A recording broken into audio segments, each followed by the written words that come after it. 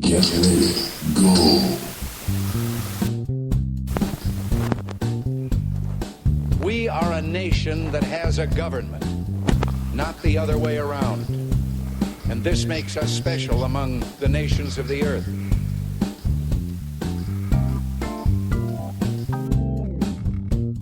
Government is not the solution to our problem. Government is the problem. The fact of the matter is, Obama is not doing anything effective or substantive to stop genocide in our time. And there is apparently no radical Islamic terrorism because those words will not come out of his mouth. We need a fundamental restoration of America, all that is good and free and safe and secure. And I understand liberals, and I don't want them to succeed. The country suffers when liberals succeed. I can hear you, the rest of the world hears you, and the people who knock these buildings down will hear all of us soon. And now, broadcasting separate but undisclosed locations, I give you your hosts, Don King and Brandon Cat, that will take you on a no-holds-barred, very easy journey to the latest in news, politics, and pop culture. So sit down, strap in, and hold on, because for the next 2 hours you will experience Liberty to Go, Freedom Radio. And we are on, finally. How you doing, Brandon? Doing all right. I'm here.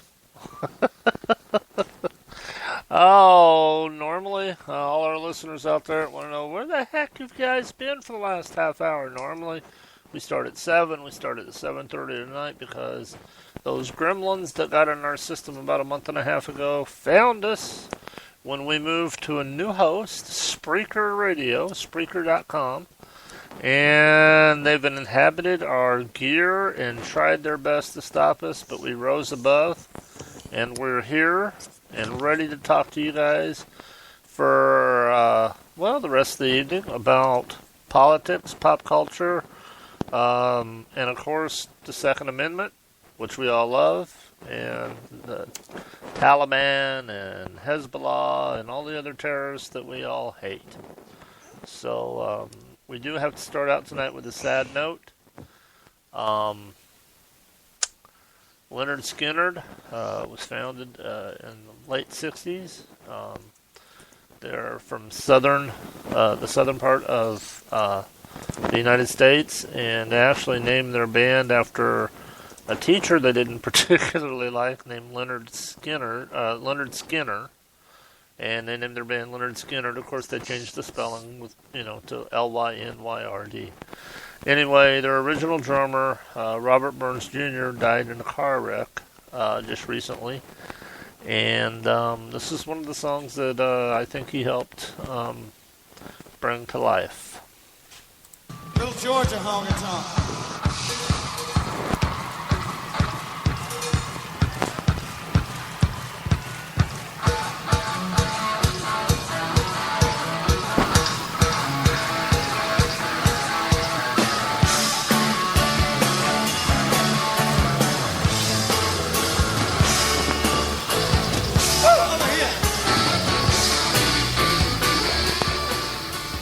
And of course, that's Give Me 3 Steps. That was a live version from 1976. And kind of a classic rock staple for anybody. Or also, a lot of cover bands still do that song when you go out and go to the places where cover bands play. And anyway, we're going to put our thoughts and prayers out to his family and his friends, because it's never easy to lose a loved one. He died in a single vehicle car accident, and they're really not coming forth with the details, but it sounded like he missed a curve and hit a tree or something. We're not sure. But at any rate, we got the bad news out of the way, and unfortunately, since we do conservative talk radio, and we have The Democrats are controlling the White House. I can't say it'd be the last of the bad news of the night, but at least it's the last of the bad news concerning music. How's that? Yeah, we'll go with that. Our esteemed colleague Mona keeps telling me to open the chat box. Oh, well, hello. Yes, we are high risers. Thank you, Mona. And Alabama, ain't they? As in other words, where they were from. I'm not sure, Alabama or Georgia. Not sure. I can look it up through the miracle of the internet. Jacksonville, Florida. Ha ha ha. Floridians. That's where they were from. Florida. Alright, and I'm not far from there right now. I'm in Florida. Florida's a big place. It's got lots of places. Thank you. Now I can boss you around, Mona says. Ha. Mona, you boss me around anyway, honey. All the time. Just call in if you want to boss me around. Oh, Sweet Home Alabama was their best song. Okay, alright. Yeah, it was a good one, but I like Give Me Three Steps for different reasons. So I played that one, and I'm the host, so I get to make those kind of decisions. Oh, you think, huh? Oh. Mona says she's not called a mouth for nothing. I hope she's talking about herself and not me. God knows what you guys call me when I'm not around. All those conference calls that I miss. Alright, well, let's get into some hard news. You got something about a right to work? Yep, I sure do. I'm really thrilled about that because I have this argument with quite a few people about how the right to work is going to destroy the country and we're just terrible people for wanting something like that. And like, no, actually, I would rather have the right to work so that way I don't have to get forced to pay to work somewhere. Because that's what the unions nowadays do. You're like, okay, here's your union dues. If you don't pay these, you don't work. That's what's known as a closed shop, if I'm not mistaken. Yep. In other words, yeah, you can work here, but if you don't pay the union dues, you lose your job. Yep.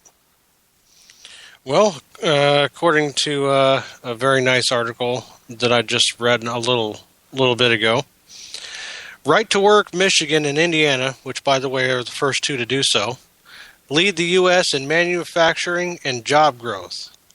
But they said it was going to be the destruction of the country if we did that. No jobs and everything. What's up with that? You mean, wait a minute, you mean if you give people the choice, they'll work?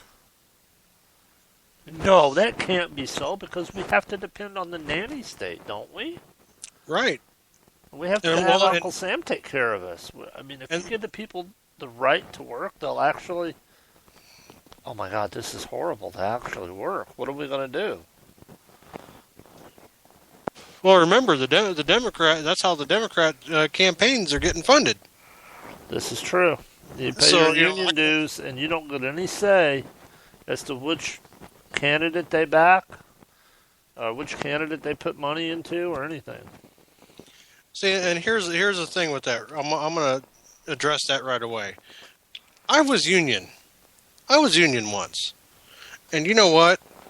I am glad I'm not. I don't, and it's not all unions. I'm not going to say that. The police and fire unions, they're outstanding. They do their job correctly. There's a few other ones, but I know the one particularly that I was in. Believe me, I wasn't in for very long because I didn't like coming to work, looking around, noticing I'm busting my butt to get stuff done, and these guys are over here having coffee for 3 hours. And you couldn't complain about it. And then right towards the reason why I left is because they suddenly wanted to strike. I'm like, strike for what? Well, we want more pay. I'm like, pay, and this is where I open my mouth. It's like, pay to do what? You guys sit down all day while I'm working. Apparently that didn't fly over very well, so I was like, you know what, I'm out of here anyway. I found a job that pays more and is not union. You know, And- that was some radical stuff you were espousing there, radical views. Well, and that was years ago too, buddy. That was about 10 years ago. Well, you know, I think at one time, no, it's just me. Okay, I'm gonna climb up on my soapbox a little bit here. I think at one time there was a damn good reason to have unions, and we also have to understand that there's two different kinds of animals we're talking about. There's private sector unions, and there's public sector unions.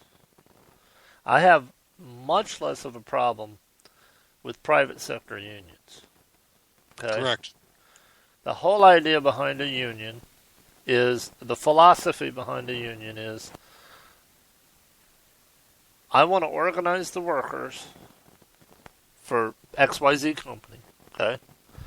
So that we can tell the boss that if we're more productive, he'll give us a bigger piece of the pie.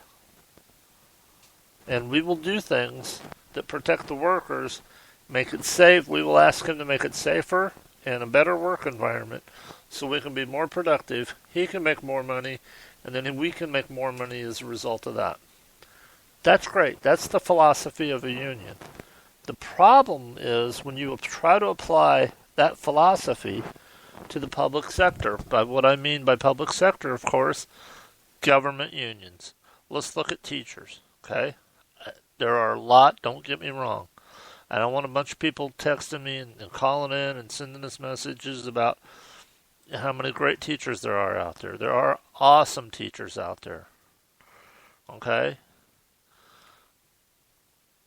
It's just that whenever you have a union that puts the emphasis on getting more money for the teachers and not making better results for the kids, that's where you get a conflict of interest. The other thing is also, you get a union, like you said, that puts money into Democratic candidates, gets them in office. Then the Democratic candidates are beholden to those unions. They in turn end up sitting across the table from them when it comes to negotiation times. And the union says, hey, we got you elected. Vote to get this to get more money for us. So, to me, it's a conflict of interest. And you want to know really what's really odd? Franklin Delano Roosevelt, probably the third most socialist president we've had, behind only Woodrow Wilson and Barack Obama. Franklin Delano Roosevelt was against public unions. And George Meany, one of the guys that started the AFL-CIO, well, he just started the AFL, it eventually merged, and became the AFL-CIO, he also was against public sector unions. So, when somebody tells you, Brandon, and you have one of these arguments that you have with people that say it's terrible that you're against public sector unions, you say, well, why don't you look up what FDR said about that? Because he was against it. So, anyway, climbing down off my soapbox. I'll let you take over, Brandon. No, you're perfectly fine. But I mean, it's true. Yeah, well, and I was just reading, reading through here, and just gonna throw some numbers out here. All right. Right to Work, Michigan, 24,900 manufacturing employees over this period, which is 2014 for January 2014 through January 2015. You're talking about new jobs. New jobs. Wow. Right to Work, Indiana added 17,900. Texas, North Carolina, and Georgia, all right to work states, rounded up the top 5 in net absolute gain. I mean, yeah, it's so terrible that the jobs are being created. Yeah. Well, see, that's the nice thing about our federation that we have, is that the states can be laboratories for these kinds of experiments, and we get to see where the experiments prosper, where the experiments pay off in the positive, and then we also get to see where they pay off in the negative, like Oregon with its socialized medicine. I'm going to greatly paraphrase from Mark Levin's book. Liberty and Tyranny, but he spoke about a woman, and it's an actual case. I don't know her name.